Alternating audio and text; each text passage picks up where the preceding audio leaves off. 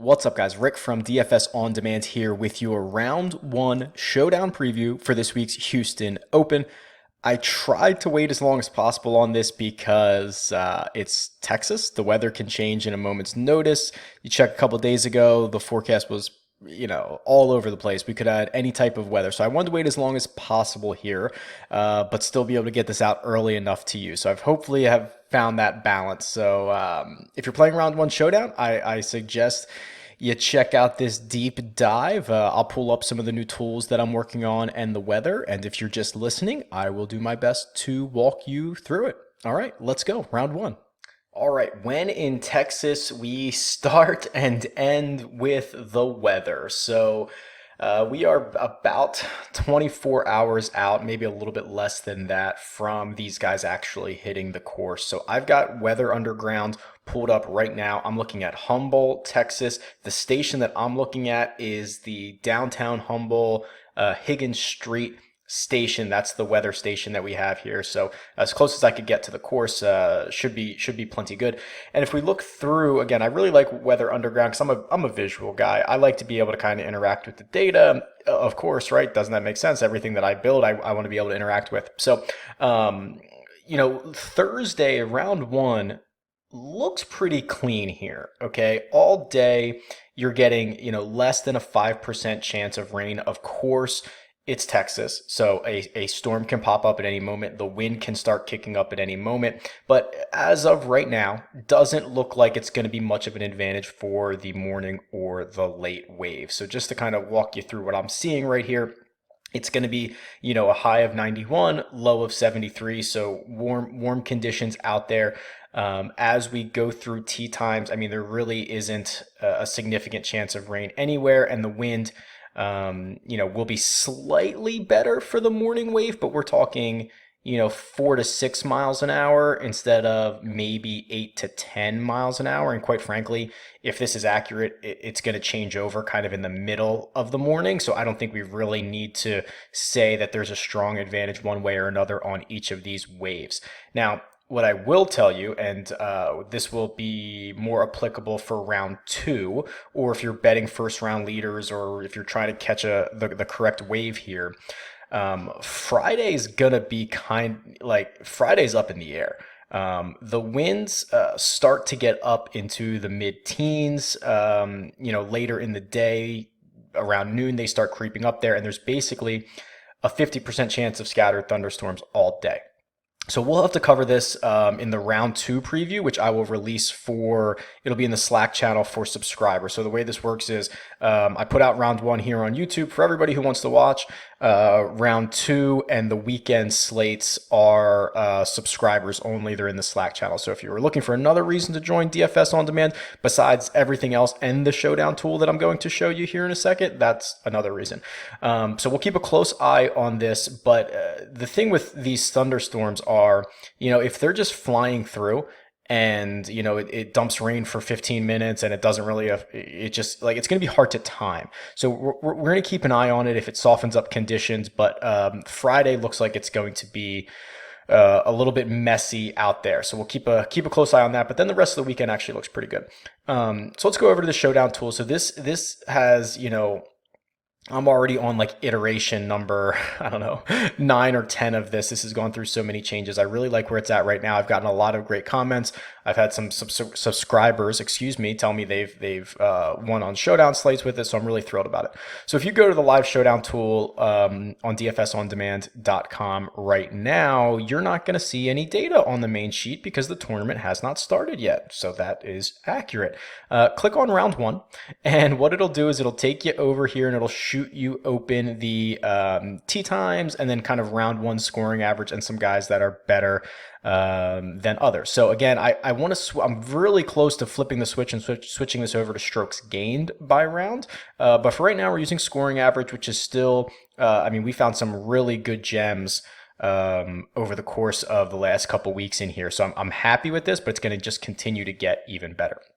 So really quickly, let's just go through. I want to sort this. Let's just look at round one scoring average, right? Let's just see the guys who get off to an early start, and some of these names are going to start to look more familiar to you. Now, the fact that Zach Sucher, I don't know how he pronounces it, is on this list already gets me excited, because if you watched any of the other previews that I put out this week, or the chat with Pat Mayo that I had on Monday evening, I think that was, on the DraftKings YouTube channel, he's a great ball striker. And I really think, and the model really thinks, off the tee is going to be critical this week, almost more than any other week.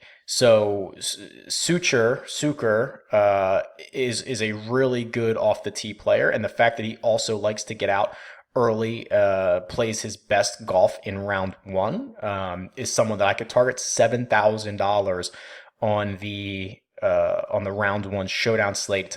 He goes off at 145. So actually, and then there's also this tool up here, which is, how much better are you than in round one than your actual average. And if you see, Suture is 1.8 strokes better in round one than the rest of his scoring average. It is the sixth best on the slate, behind some guys that have smaller sample sizes. Arjun Atwal, Kevin Stadler, Chad Campbell, Wes Roach, and Brendan Todd are the only ones that are actually better than Suture here, in this spot in terms of round one. So really interesting. Brendan Todd is on here. I mentioned Russell Knox plays really well in round one. Mackenzie Hughes, and of course Keegan always goes out and tries to go full Keegan. Cameron Tringale is probably 15th on this list. Also likes to get off to a quick start. You know how much I like him this week. And Johnny Vegas is here too. Those might be guys that I'd want to target a little bit. But let's go a little bit deeper and see if we can find any tee time splits that are interesting. So again, I'm just going to sort this by the early tee times and see who scores their best going off early. Now, Kevin Chappell's might be a little bit skewed here, because I think the 59 that he shot, I'd have to go back and check. That 59 he shot might have been an early round, so that'll skew your numbers a little bit. But this is a pretty decent sample size that I have open here. So the fact that he is significantly the best player in the field, and when I say significantly, it's 0.6 of a stroke. Now that is significant, because the difference between him and Denny McCarthy, who is the next best guy in early scoring average, is the same gap between McCarthy and, I guess it would probably be, Jonathan Bird, JJ Spawn, who is like 15th or 16th on this list. So the difference between Chappell and 1 and 2 is the same difference between 2 and like 16. So that kind of shows you how significant that gap is for Chappie up there at the top. And he goes out and he plays great early. He's 2 strokes better than his scoring average going out early. Unfortunately, sorry, I probably should have mentioned this, he goes out in the afternoon. So maybe we'll save, he goes out at 12:45 in round one. Maybe we'll save him for round two. Denny McCarthy, not an early guy. So the first early guy that we get is Sepp Straka, who is a great ball striker, quite frankly. Sepp Straka, the stats are awesome. The problem is he just continues to miss cuts. So maybe we only, if we can get one good round of him going off at 7:15 in a spot where that's his best type of situation, maybe we go there.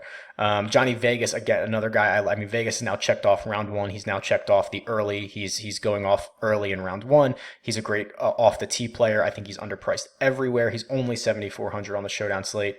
Party Marty Laird, 7:15. He's next on this list. Let's see who else here goes out early. Austin Cook goes out early, 7:45. Matt Jones, past champion. That one could be pretty interesting. Matt Jones goes off at 7:25. He is probably like the 5th or 6th best option in terms of early scoring average guys that are actually going out early. So Matt Jones is, let me see if I can find this really quickly. I guess I could do the math in my head. Basically a full stroke better going off early than his scoring average. Yeah, there it is. 1 stroke better than his scoring average. And I guess I could have clicked it. I always forget I can do this, because then it updates everything and I can find them a little bit easier.